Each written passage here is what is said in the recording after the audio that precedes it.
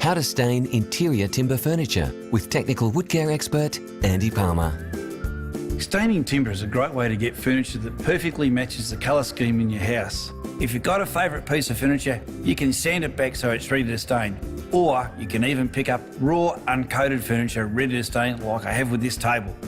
There's a few ways to stain timber. You can choose to stain and varnish in one, which gives colour and protection in one step, which is really convenient. Or you can do what I'm going to do today.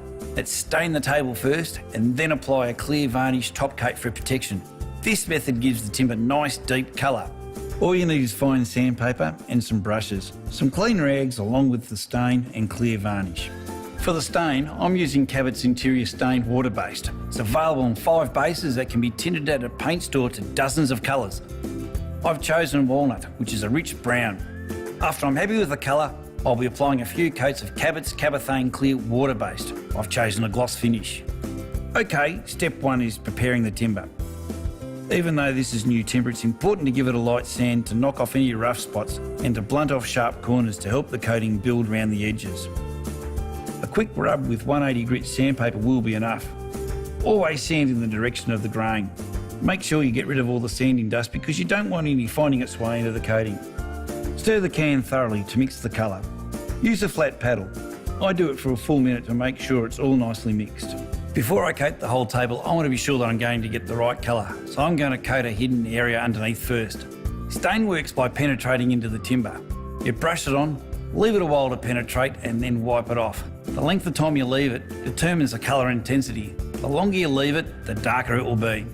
I'm wiping this at 2 minutes, this at 5 minutes, and this at 10 minutes so I can see my options. Once you're happy with your colour, it's time to replicate the same process in a larger scale. Because I've got to wipe it after 5 minutes, I'm going to break this table into smaller sections. I'll do the top, then the sides, then each leg.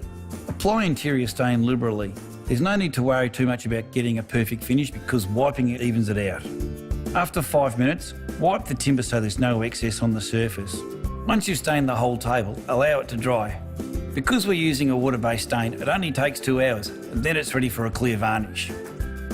I'm going to give it a really light rub with 220 grit sandpaper to take care of any grain that is raised with the stain. Be careful around the corners not to sand away the stain. Wipe all the sanding dust with a cloth. Stir the can of Cabothane water-based. Don't shake it, because that will form little bubbles that will end up in your finish. Note that it looks milky. Don't worry about this. This is what it's supposed to look like. It dries perfectly clear. Brush the varnish on, always working in the direction of the grain. Work from the top down. Let it dry and keep it protected as it's drying. You don't want any particles landing on it. There's a big difference in varnish dry times. Cabot's Cabothane Clear water-based dries in about 2 hours. Once it's dry, give it another light sand with 220 grit sandpaper, just a rub down. Wipe off all the sanding dust and give it another coat. The next coat's going the same as the first. The more coats you put down, the more protection you'll get. For a table, I'm going to give this 3 coats of Cabothane Clear to give it durable protection. And there you have it, a perfectly stained table. Cabot's. Wood care made easy.